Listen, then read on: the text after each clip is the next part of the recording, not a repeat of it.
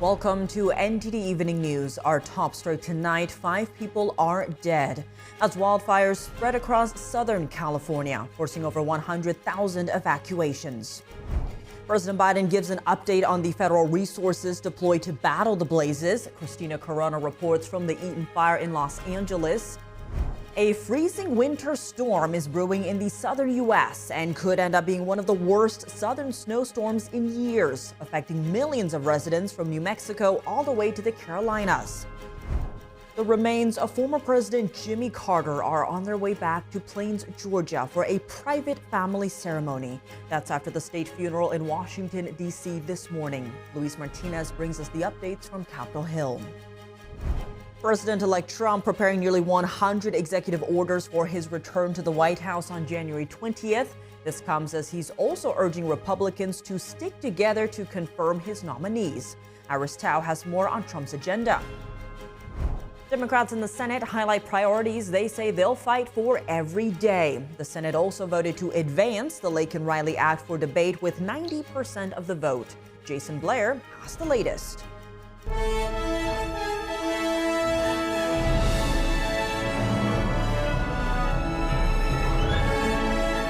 This is NTD Evening News. Live from our global headquarters in New York City, here's Tiffany Meyer. Good evening and thank you for joining us tonight. At least 5 fires across the Los Angeles area have forced the evacuation of over 170,000 residents. NTD's Christina Corona is live at one of the fire sites. We're here in the city of Altadena, where the Eaton fire has now scorched 10,600 acres, and unfortunately 5 civilians have passed away due to the fire. Right now the winds have calmed down. However, there's lots of ash coming from the northern mountain. We're here on Loma Alta Drive, where several homes are just burned to the ground. As you can see behind me, nothing is left. The only things left standing in many of the homes are the chimneys. Rubble, debris, and charred cars are all that remain of several homes in Altadena. One lifelong resident shared her heartbreak after losing the home she grew up in. My whole life has been in and out of Altadena and Pasadena. I was planning to finish my life here in Altadena. So the community that once was is no longer what I recognize anymore. So it's definitely a process that it hasn't hit yet, but it's slowly coming to realization that we don't have what we once had. The community is coming together, with many helping others salvage what they can from the homes. One resident surveying the damage to their friends and family's homes described the scene as devastating. Nothing looks the same anymore. Everything's gone. A lot of the places are gone. The car wash where I used to wash my car is completely into shreds. We went over to help them, but it was a little bit too late when she got there. A lot of the fires were really heavy with the winds overnight, and by the time you got there, all you could do was just console them. The Pasadena Convention Center opened its doors to any residents affected by the fire, and today the Pomona Fairplex opened as an evacuation center for any residents as well as pets and large animals. We're in an area where several homes have stables. We know horses were here. It is just so unfortunate. This is one of 5 fires currently burning in Southern California. As of right now, they're at 0% containment, and it is still under investigation. Reporting from the city of Altadena, Christina Corona, NTD News. President Biden and Vice President Kamala Harris attended a briefing on the wildfires. Here's what Biden said about the fires and the federal response. Today I'm announcing that the federal government will cover 100% of the cost for 180 days. This is going to pay for things like debris and hazard material removal, temporary shelters, first responders' salaries, and all necessary measures to protect life and property.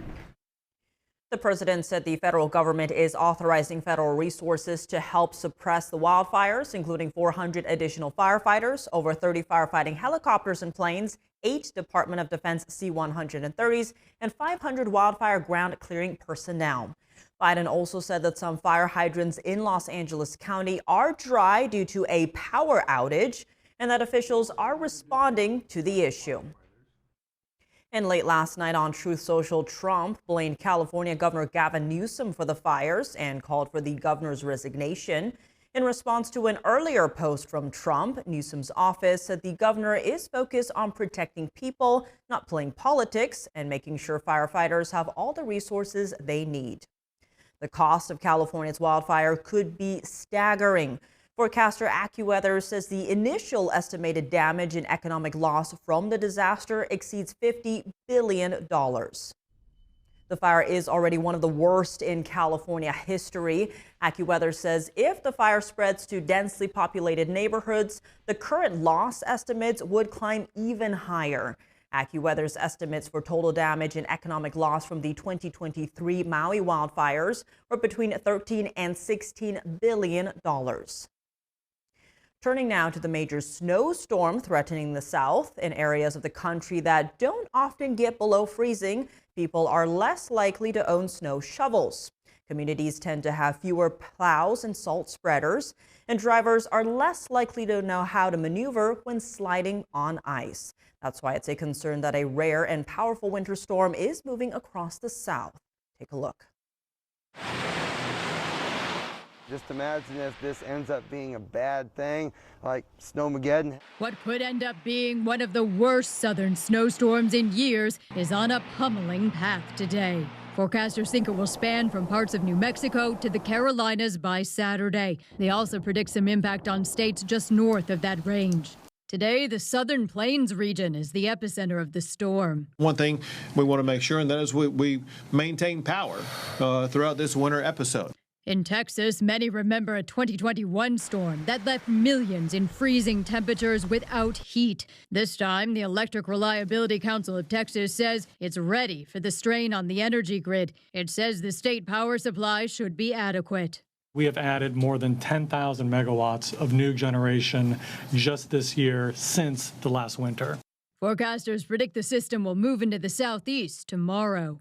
Many southern states could get inches of snow in some places. Such accumulation can be tricky for communities with limited winter equipment.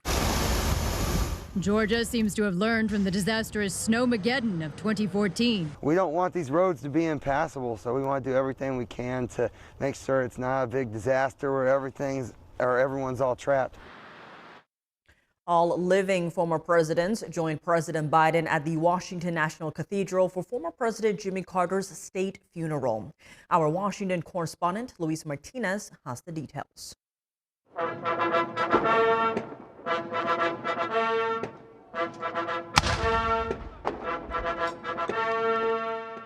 Early Thursday morning, after lying in state at the Capitol Rotunda for 3 days, the last remains of former President Jimmy Carter were transferred to the Washington National Cathedral for his state funeral after a brief ceremony. All former living presidents joined President Biden at the service in honor of Jimmy Carter. A highlight of the ceremony was the congeniality in between former presidents, regardless of partisan affiliation. Former President Gerald Ford's son and Jimmy Carter's grandson, Jason, and also President Joe Biden delivered eulogies centered on the humility of former President Jimmy Carter and his faith. While Jimmy is probably the only former president to conduct a weekly Bible class, I know for certain he is the only former president to perform a duet of On the Road Again with Willie Nelson. Eventually, he did get a cell phone, and one time he called me sort of early on in that process. And on my phone, it said, "Papa Mobile." So I answered it, of course. I said, "Hey, Papa." He said, "Who's this?" I said, "This is Jason." He said, "What are you doing?" I said, "I'm not doing anything. You called me." He said, "I didn't call you. I'm taking a picture." Jimmy Carter did justly, loved mercy, walked humbly. May God bless a great American, a dear friend, and a good man. After his state funeral, the last remains of former President Jimmy Carter were flown from Joint Base Andrews to Lawson Airfield in Fort Moore, Georgia, where after a short ceremony, they were transferred in a motorcade to Plains, Georgia at Maranatha Baptist Church for a final private ceremony with friends and family of the Carter family. Reporting from Washington, D.C., Luis Eduardo Martinez, NTD News. What are some of the most significant elements of Jimmy Carter's legacy, both during and after his time in office? NTD's Sam Wong was out on the National Mall in Washington, D.C. to hear from the people. How do you think President Carter should be remembered? Well, I didn't know him as a president because I was too young, but I think he should be remembered for his service since then, which, you know, Habitat for Humanity and just caring for others in our country. I think he was like a very good person. I think it's a good testament that even though you're a really good person, that doesn't mean you're going to be the greatest president ever, but that's okay, right? People may have complained a little about his presidency, but I think post-presidency he really shone both for his charitable work and just his never-ending energy. The thing that struck me about him was his humanity after he was president. He always focused on people, every type of person everywhere. Fighting for environmental, for human rights, for the future of energy rights, for the future of just the continuation of peace and the human population all over the earth. Well, as a patriot, service to this country, good, bad, or indifferent, is always something that should be held in high respect and something everybody should look up to give back to our nation. What are some of Jimmy Carter's most significant legacy? Well, there's the whole thing with the Panama Canal, so it's sort of hard to look past that for a lot of people, but I think that he accomplished a lot in his lifetime. I think his intentions were always good. I think trying to bring peace, he fought for that. He constantly taught Sunday school, gave to the church and his community, and of course Habitat for Humanity, building homes and just helping those who need it. The fact that he conserved more land than any president ever, the fact that he turned the U.S. into the largest energy producer and now stands on the forefront of clean energy. I think he tried his best with inflation. I think he was dealt a pretty hard hand there. A lot of it struck me as fairly circumstantial and things that were beyond his control, and he did the best he could. No matter what you think about how it all went down in it, for someone to dedicate that much of themselves to other people is a good thing. President-elect Trump set to roll out close to 100 executive orders when he returns to office in about 10 days. A Democratic senator says he is meeting with Trump to help Washington deliver for constituents. NTD's White House correspondent Iris Tao has more. President-elect Trump planning to act on issues like energy and immigration with nearly 100 executive orders for when he returns to the White House. That's according to Senator Mark Wayne Mullen, who was at Trump's meeting with GOP senators on Wednesday night. As you know, he has almost 100 executive orders that will go a long ways to securing the border again and also put the energy sector back in play. But as he said, it's not permanent. I would like reconciliation so we can start making this stuff into legislation. Trump is also urging Senate Republicans to stick together to confirm his cabinet picks. Meanwhile, Republicans are debating over how exactly to enact Trump's early legislative agenda, including passing a sweeping package on energy, immigration, and border security. While Trump says it doesn't matter to him how exactly Republicans do it, some Senate Democrats say they might push back. If Donald Trump and Republicans use their new majorities to push the same old GOP policies of tax cuts for the very rich, cuts to health care, trickle-down economics, Democrats will fight back. But one Democratic senator is signaling willingness to talk and work with Trump. Senator John Fetterman of Pennsylvania says he's accepted an invitation to meet with Trump at Mar-a-Lago, saying he will have a conversation with anyone if he helps him deliver for Pennsylvania and the nation. It comes as Fetterman has been meeting with and voicing support for some of Trump's cabinet picks, including Sean Duffy for Transportation Secretary and Congresswoman Elise Stefanik for UN Ambassador. It comes as some confirmation hearings are coming up for key Trump picks next week. And Pam Bondi, Trump's pick for Attorney General, is also meeting with the Senate Judiciary Committee a week from now. Reporting from West Palm Beach, Iris Tao, NTD News. With the 119th Congress kicking off, Senate Democrats say they want to lower costs and fight for the working class. The Senate has also voted to proceed with debating the Laken-Riley Act. NTD correspondent Jason Blair has more. Neither wind, nor sleet, nor snow, nor freezing cold will stop the Democrats from helping working families. From the cold and windy steps outside the Capitol building, Senate Democrats outlined their priorities and concerns for the new Congress. Because we know that when working people thrive, we all thrive. That means you have a home that you can afford to live in. That means you have access to quality health care. That means you have the ability to both pay for your prescription drugs and for your groceries. They say, quote, "We are not here because of who we are against. We are here because of who we are for." Lower costs for working people and fight every single day for American families in every corner of this country. Democrats stand united. Senate Democrats say they are willing to work with Republicans, but there are some things they won't compromise on. Leadership is about picking between the things you have to compromise on and the things you should never compromise on. So wherever I can, I'm going to work across the aisle. But when it comes to our democracy, our rights, our values, I am going to stand up and stand in the breach. So if the Republicans go after Social Security and Medicare, as many of them say they want to do, they're going to have to go through us.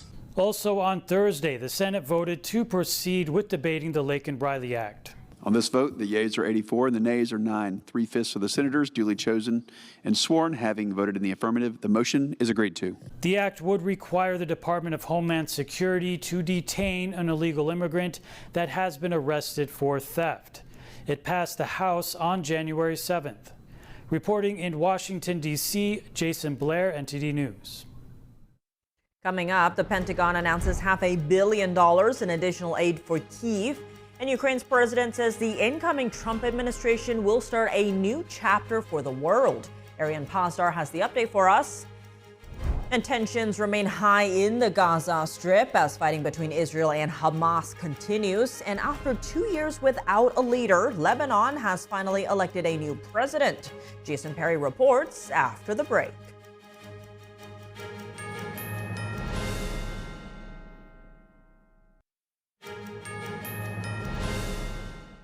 Welcome back. I'm Tiffany Meyer. The Pentagon announces more aid for Ukraine. Defense Secretary Lloyd Austin is attending his final meeting of a U.S.-led group in Germany. Ukraine's president also attends, saying the incoming Trump administration will start a new chapter for the world. NTD's international correspondent Arian Pasdar has the details. We must not let up. Defense Secretary Lloyd Austin is at Ramstein Air Base in Germany on Thursday.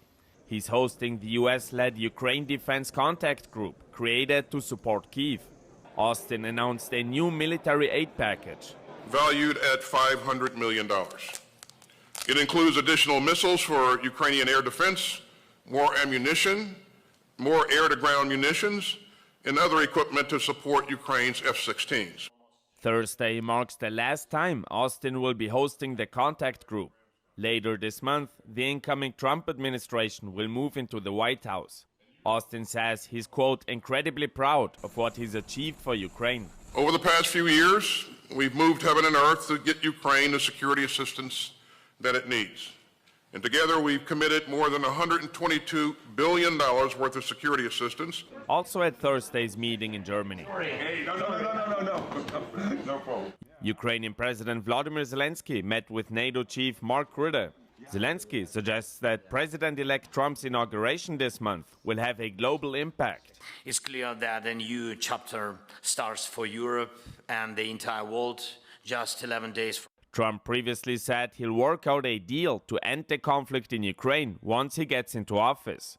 Rutte says that if and when Ukraine begins talks to end the war, allies have to make sure Kyiv gets a good deal. And if it is not a good deal, it will be watched by the Chinese, the North Koreans, Iran, obviously Russia. On Wednesday, Secretary of State Antony Blinken said something similar, namely that any deal to end the conflict should include provisions to deter Russia from attacking again in the future. Arian Pasdar, NTD News. Tensions between Israel and Hamas remain high in the Gaza Strip, and family members of hostages continue to plead for their release. Meanwhile, across Israel's northern border, Lebanon has elected a new president after going 2 years without one. NTD's Jason Perry has the details. Residents in the Gaza Strip inspected the damage of another Israeli airstrike on Thursday. This strike hit in Al-Nusayrat in central Gaza. One of the residents said some children were killed in the strike, and he complained of civilian casualties in the war. Israel's government spokesman David Mencer addressed the issue on Thursday, saying that every single Gazan death is the sole responsibility of Hamas. Hamas is a terrorist organization that designed this war to maximize civilian casualties. Our message to anyone that makes these sorts of criticism is that the best way forward now is for Israel to have success in liberating Gaza from Hamas to provide a better future for Gazans people. Meanwhile, family members of hostages still held in the Gaza Strip for over a year continue to make their voices heard. They held a rally in Tel Aviv, one day after Israeli forces found the body of an Israeli hostage in a tunnel in the Gaza Strip, with evidence that his son may have died there too. We are seeing that every day there is more and more hostages in Gaza that are being murdered, being killed, and we can't save them, and we want to save them and to bring them back alive here into Israel. And the way to do that is to get into a deal that will bring them home. Meanwhile, across Israel's northern border, the now former commander of the Lebanese army, Joseph Aoun, was elected to be Lebanon's president. Lebanon had gone 2 years without a president because candidates were not able to get enough votes in the deeply divided parliament, in which Hezbollah has significant influence. And Lebanon's presidency is reserved for a Maronite Christian under Lebanese law. In his first speech, Aoun said he'll work to ensure that only the Lebanese government will have the right to bear arms, which could deal a heavy blow to the Hezbollah terrorist group in Lebanon. Lebanese residents shared their thoughts on the newly elected president. If you ask anyone about him, and what we are seeing of him is a decent man and a man who wants to do something for our country. He preserved the country for 7, 8 years, 10 years from problems and great chaos. He was able to stabilize the country. May God bless him, may God prolong his life, and may God protect him. Lawmakers from Hezbollah also supported Aoun, helping him get enough votes to become the president of Lebanon. Jason Perry, NTD News. Coming up, the Laken Riley Act receives bipartisan support in the Senate. What would this act do to illegal immigrants, as well as those who want to immigrate to the U.S.? A former criminal trial attorney joins us to discuss. And New York City Mayor Eric Adams gave his annual State of the City address today. Chris Beers was there. His report after the break.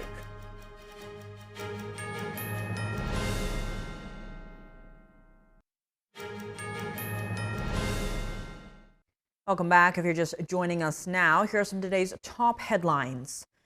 Wildfires in Southern California have burned a combined 29,000 acres and are mostly uncontained. They have killed at least 5 people, destroyed thousands of structures, and resulted in evacuation orders for over 170,000 residents.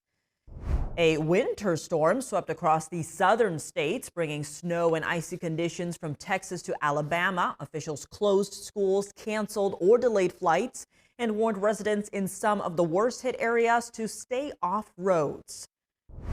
Former President Jimmy Carter was honored with a state funeral at the Washington National Cathedral. His casket traveled back to his Georgia hometown for a private ceremony and burial. President-elect Trump told Republican senators that he plans to issue 100 executive orders once in office. Many of them will focus on immigration and border security. And the Senate advanced the Laken Riley Act, which requires the detention of illegal immigrants charged with certain crimes, putting the bill on the verge of passage. A significant number of Senate Democrats have joined Republicans in supporting the legislation. And joining us now to discuss the Laken Riley Act is John Kufis, former criminal trial attorney and president of Cottage 4, a consulting company for policymakers and companies. John, thank you so much for joining us. Now, to begin, if the Laken Riley Act passes, states will be able to sue the federal government if it, for one, failed to conduct proper background checks on would-be immigrants, which then harms the public. Now, this would give states more power in matters of immigration policy. Do you see states playing a much larger role in immigration enforcement if this bill were signed into law? You know, I think what this is a guard against the immigration policy that we've seen over the past 4 years, which has not prioritized public safety. I think we're going to see a different type of immigration policy under President Trump, something similar to what we saw during the first term. The important part of this is, that it gives the ability to detain people who commit what some may call low-level burglary, theft, and larceny offenses. But the idea here, the idea of detention, all that does is trigger the same process that people here illegally would have to go through anyway. So to answer your question to this, if the state AGs will sue more, they might, but only if the federal government doesn't do its job. Now, a senior fellow of the American Immigration Council says the bill would give federal courts in certain states the ability to impose bans on issuing visas from countries like China. What would that mean for the U.S. immigration system? Would that complicate it, streamline it? Yeah, so, well, I think that that's sort of a little bit of a hyperbole here. So in order to do something like that, what would have to happen is the state attorney general would have to sue the Secretary of Homeland Security and say that the issuing of such visas present some sort of public safety risk or public safety harm en masse, right? That's not really going to happen here. The reason this provision, I think, was put into the law was because we had an unresponsive immigration system for the better part of the past 4 years. So if you were an attorney general in a border state or in a state where folks were being flown to, what happened is you bore the brunt of the crime problem at a much greater rate than your other states, but you had no ability to defend yourself from the federal government or have them fix it. So I don't think that issue of wholesale bans against countries, I think that's just what advocates on the left were saying to try to stop the bill from being passed. The law doesn't seem to flesh out that way. And how do you think this bill, if signed into law, would hold up against a legal challenge? Yeah, so there is some state sovereignty issues that could come up. But I think overall, the ability for immigration and ICE, to detain people who commit crimes is broad. They have that authority now. They did not have that authority for theft offenses and things of that nature. But really, what most people who are panicking about this on the left don't realize is that once you're taken in, even on a burglary or theft, all that happens is you go up before an ICE judge for a bond, an immigration bond, just like you would or should in most state courts in America. So I don't think we're going to see, this sort of rounding up of people and massive detentions. I think what's going to happen is we're going to be able to detain people who are committing crimes in this country. We're going to be able to get a closer look at them while they're in custody, pre-bond immigration bond hearing. And then ICE will make the determination whether this person is ultimately a public safety risk and should be sent back to their country of origin. Now, some Senate Democrats have already endorsed the bill, like Senators Ruben Gallego, John Fetterman, and Mark Kelly. Others say they're open to discussing how to improve the bill and amend it. Now, you've worked on bipartisan criminal reform bills under Trump with the First Step Act. Why do you think we're seeing this level of bipartisan support for the Laken Riley Act on a topic, immigration, that was much more partisan a few years ago? Yeah, great question. I think that, the unfortunate tragedy that befell this poor woman, for someone that shouldn't have been here in the first place, I think has really galvanized people. And I think, the other things, the political trade winds have changed. I think that progressives a number of years ago would have voted against logical immigration reform in a lot of ways. I think we saw 9 still holding out, including the 2 from my home state of New Jersey, which is unfortunate. But I think today people are understanding that, the open borders that we've had for the last 4 years are not serving our country well. They're not serving us economically. They're not serving us from a public safety perspective. And I'll tell you, as someone who has worked on legislation with Democrats and Republicans across this country, issues like immigration make it harder for us to change laws that really could benefit a lot of people and be smart on crime, because people don't want to tolerate criminal justice reform when we have an immigration system that is letting people out without even checking who they are. I mean, just one last piece here. When you think of the murderer of Laken Riley, I mean, here's someone who was caught at the border, paroled and released into America. He was arrested in New York City for endangering the welfare of a child, right? A Class A misdemeanor, punishable by up to a year in jail. Then he was arrested for theft in Georgia. Then he killed and raped Laken Riley. So, the public safety consequences are quite acute here and have to be addressed. Now, expanding on that, tough on immigration policy used to be quite a divisive issue, but as we saw during the election, more people are looking at this favorably. Of course, you do still see some states doubling down on support for, say, sanctuary city status. But how much of this shift do you attribute to the concerns people do have about heinous crimes being committed against Americans like Laken Riley? Yeah, I think there's a lot of that, right? And I think we're seeing too much of it. In New York City, we had the poor person who was from New Jersey who was set on fire while she was sleeping on a subway. I mean, we're seeing these things all over the country. Go to any courtroom in America and look at the uptick in driving without a license, right? Those sorts of other quality of life offenses, other safety offenses. People are tired of it. I think we all saw the videos in New York City where they arrested people who were here illegally, and they were giving the middle finger to the police as they were being marched out of the police station.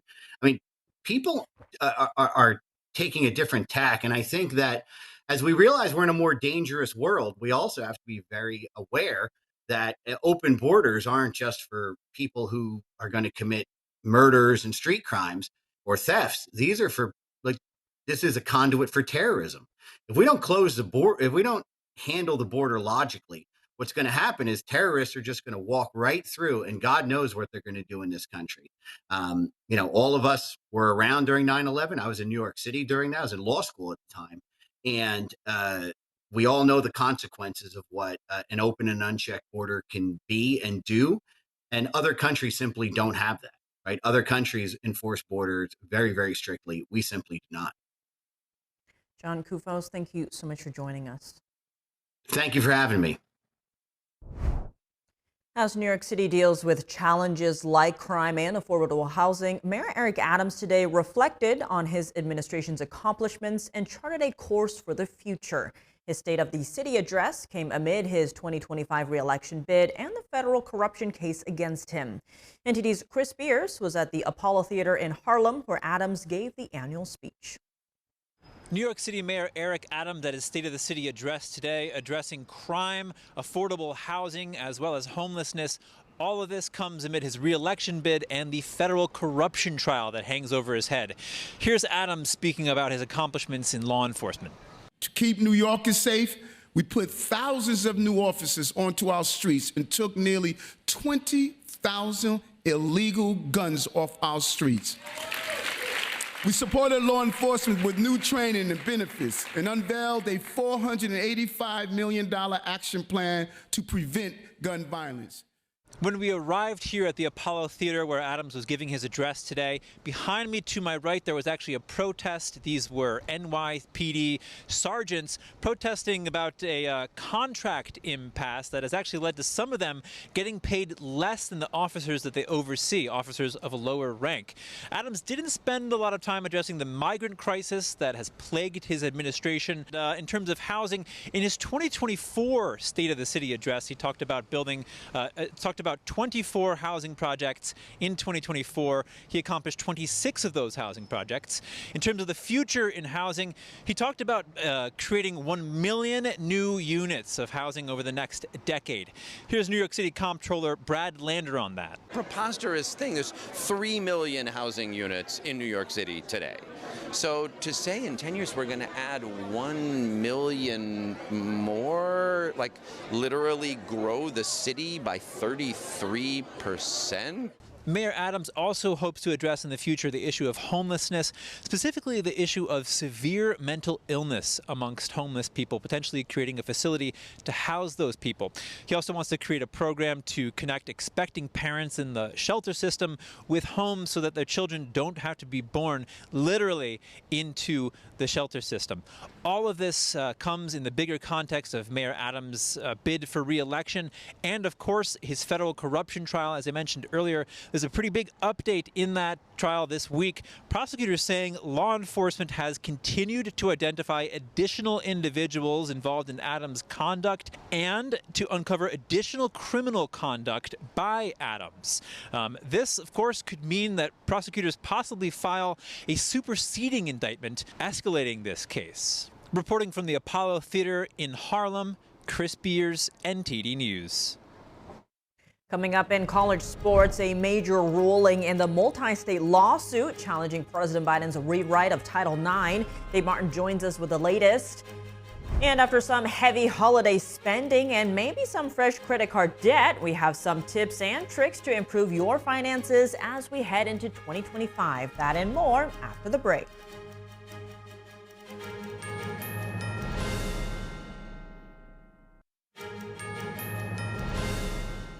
Welcome back. I'm Tiffany Meyer now for your sports news. We're joined by NTD's Dave Martin. Dave, a lot going on today, but let's start in college sports as a federal judge has blocked President Biden's Title IX rewrite, which would have expanded protections to include those who identify as transgender. What was the reason given? Yeah, essentially, this is Judge Danny Reeves, found that this was really an overstep of the president's authority. So the entire rewrite was essentially scrapped by this judge, who called this rewrite, quote, an attempt to bypass the legislative process and completely transform Title IX, end quote. Now, the Biden administration's rewrite made it illegal to discriminate on the basis of gender identity and sexual orientation. Now, a number of states sued them over this. Now, the judge in his ruling, though, said Biden's rewrite failed to account for, quote, glaring inconsistencies, including how it would prohibit schools from separating sexes in bathrooms and showers. Now, that has really been the biggest concern I've heard raised over this. Fairness in women's sports, because men and women are different biologically, and having biological men in women's bathrooms, which is something no woman I've talked to is actually in favor of. Of course, I want to read another quote actually from the ruling I thought was very relevant. It says, quote, the entire point of Title IX is to prevent discrimination based on sex. Throwing gender identity into the mix eviscerates the statute and renders it largely meaningless, end quote. So it's been thrown out. Trump, I'm sure, is for this. I didn't actually see a reaction from him yet, but it seemed like this was a major part. This is something he had been talking about for quite a while, too. So a big win here for Trump here with this case. Well, looking now at NFL news, the Las Vegas Raiders have fired their general manager. That's just days after firing head coach Antonio Pierce. Yeah, from an outsider's perspective, it's kind of a couple of head-scratching moves here, I know they went 4-13 this year, but Pierce just became head coach like a year and a half ago. Meanwhile, the general manager that you mentioned, Tom Telesco, he was hired just a year ago. He's already being let go, as you said. Now, neither guy, though, inherited a roster that looked like it could compete for a playoff spot, let alone a Super Bowl. It takes time to build these rosters, and quarterbacks in football, they are the biggest drivers in football success. The Raiders were really not loaded in that area, and that's nothing against Gardner Minshew or Aiden O'Connell. They're just not Patrick Mahomes or Lamar Jackson or Josh Allen. If you have those guys, you have a clear advantage. And it's also hard to argue with the 2024 draft that Telesco had. That's the only draft he had.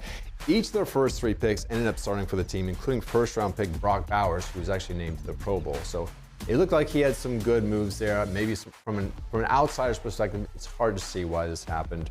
I don't know if we'll get the real reason behind it, though.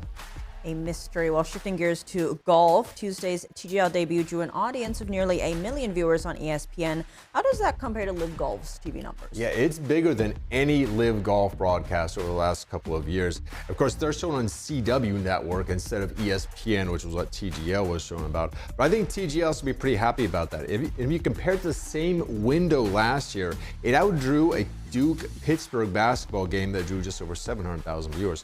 Now, you could say, the inaugural event is always going to draw a bigger crowd as people kind of want to see what it's all about, which is true. But you could also say these numbers were without Tiger Woods playing. Now, that won't always be the case. Next week, though, Woods, who is also a co-founder of this league, is going to make his debut Tuesday night as his Jupiter Lynx squad takes on the Los Angeles Golf Club. So I think next week will be very telling to see how much their audience that they can maintain or even improve upon. As you can tell, I'm already a fan of this league. I mean, look at it here. It looks like a lot of fun here. You've got the crowd right on them. The guys have this virtual golf. Looks like a lot of fun, that league. So we'll have to see Tuesday night the next action. Well, tonight, the college football playoffs continue with powerhouse programs Notre Dame and Penn State facing off in the semifinals. What do you see as keys to this game? You know, Looking at this matchup, neither team, of course, really has any glaring weaknesses. Notre Dame, 4th in the country in most points scored, but they're the second.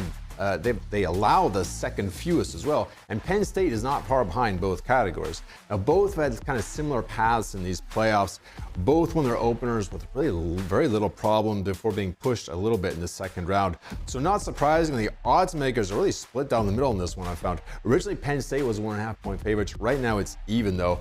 And you mentioned, though, these are two powerhouse programs. Neither, though, has won a title since the 1980s. Penn State won it last in 1986 over longtime head coach Joe Paterno. The Irish won it 2 years later with Lou Holtz. So for long-time fans of the sport especially, this is going to be a fun matchup. Now, the game actually starts very soon here, 7:30, and it is on ESPN. All right, well, Dave, as always, thanks for joining us. Well, thank you, Tiff.